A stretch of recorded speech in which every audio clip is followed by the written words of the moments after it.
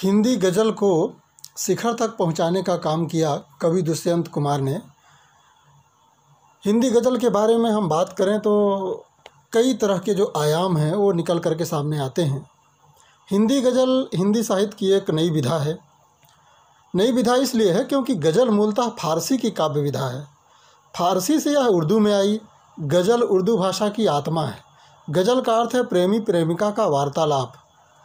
आरंभ में गज़ल प्रेम की अभिव्यक्ति का सबसे सशक्त माध्यम थी, किंतु समय बीतने के साथ साथ इसमें बदलाव आया और प्रेम के अतिरिक्त अन्य विषय भी इसमें सम्मिलित हो गए। आज हिंदी गज़ल ने अपनी पहचान बना ली है।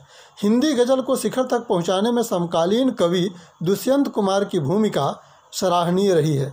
वे दुष्यंत कुमार ही हैं जिन्होंने हिंदी गज़ल की रचना करके इसे विशेष पहचान दिलाई। दुष्यंत कुमार का जन्म 1 सितंबर 1933 को उत्तर प्रदेश के बिजनौर जिले के गांव राजपुर नवादा में हुआ था। उनका नाम दुष्यंत कुमार त्यागी था। उन्होंने इलाहाबाद विश्वविद्यालय से शिक्षा प्राप्त की थी। उन्होंने आकाशवाणी भोपाल में सहायक निर्माता के रूप में कार्य शुरू किया था। प्रारंभ में वे परदेसी के नाम से लिखा करते थे, किंतु बाद में वे अपने ही नाम से लिखने लगे। वे साहित्य की कई विधाओं में लेखन करते थे। उन्होंने कई उपन्यास लिखे जिनमें सूर्य का स्वागत, आवाज़ों के घेरे, जलते हुए वन का बसंत, छोटे छोटे सवाल, आंगन में एक वृक्ष, दुहरी जिंदगी आदि सम्मिलित हैं। उन्होंने एक मसीहा मर गया नामक नाटक भी लिखा था। उन्होंने काव्य नाटक एक कंठ बिस्पाई की भी रचना की। उन्होंने लघु कथाएँ भी लिखी। उनके इस संग्रह का नाम मन के कोण है। उनका गज़ल संग्रह साये में धूप बहुत लोकप्रिय हुआ। दुष्यंत कुमार की गज़लों में उनके समय की परिस्थितियों का वर्णन व्यापक मात्रा में मिलता है। वे केवल प्रेम की बात नहीं करते, अपितु अपने आसपास के परिवेश को अपनी गज़ल का विषय बनाते हैं। वे कहते हैं, ये सारा जिस्म झुक कर बोझ से दुहरा हुआ होगा। ये सारा जिस्म झुक कर बोझ से दुहरा हुआ होगा। मैं सजदे में नहीं था, आपको धोखा हुआ होगा। यहाँ तक आते आते सूख जाती हैं कई नदियाँ। मुझे मालूम है पानी कहाँ ठहरा हुआ होगा। यहाँ तो सिर्फ गूंगे और बहरे लोग बसते हैं।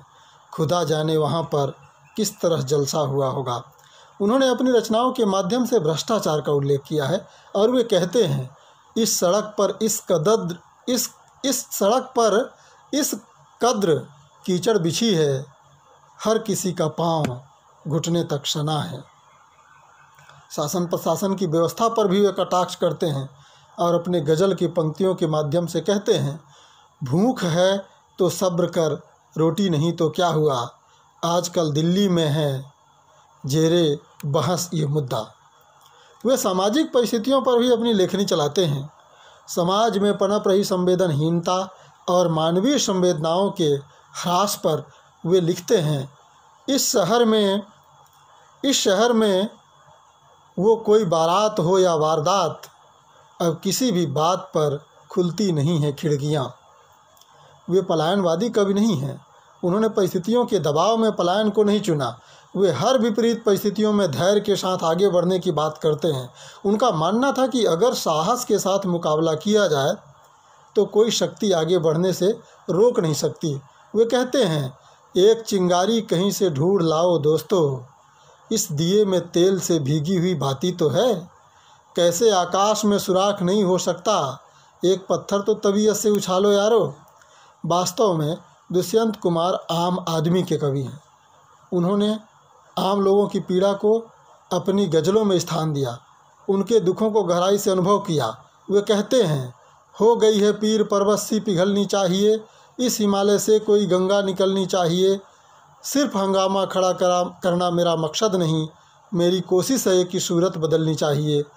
मेरे सीने में न सही, तेरे ही सीने में सही, हो कहीं भी आग लेकिन आग जलनी चाहिए। वे एक ऐसे समाज की कल्पना करते थे जिसमें कोई अभाव में न रहे। किंतु देश में गरीबी है, लोग अभाव में जीवन व्यतीत करते हैं, उन्हें भरपेट खाने को भी नहीं मिलता। इन परिस्थितियों से दुष्यंत कुमार कराह उठते हैं। वे कहते हैं, कहाँ तो तय था चिरागा हर एक घर के लिए, कहाँ चिराग मयस्सर नहीं शहर के लिए। यहाँ दरख्तों के साये में धूप लगती है, चलो यहाँ से चलें और उम्र भर के लिए, जिए तो अपने बगीचे में गुलमोहर के तले, मरे तो गैर की गलियों में गुलमोहर के लिए। दुष्यंत कुमार ने बहुत कम समय में वह लोकप्रियता प्राप्त कर ली थी जो हर किसी को नहीं मिलती, किंतु नियत के क्रूर हाथों ने उन्हें छीन लिया। उनका निधन 30 दिसंबर 1975 में हुआ। केवल 42 वर्ष की अवस्था में हिंदी गज़ल का एक नक्षत्र हमेशा के लिए अस्त हो गया। हिंदी साहित्य जगत में उनकी कमी को कोई पूरा नहीं कर सकता।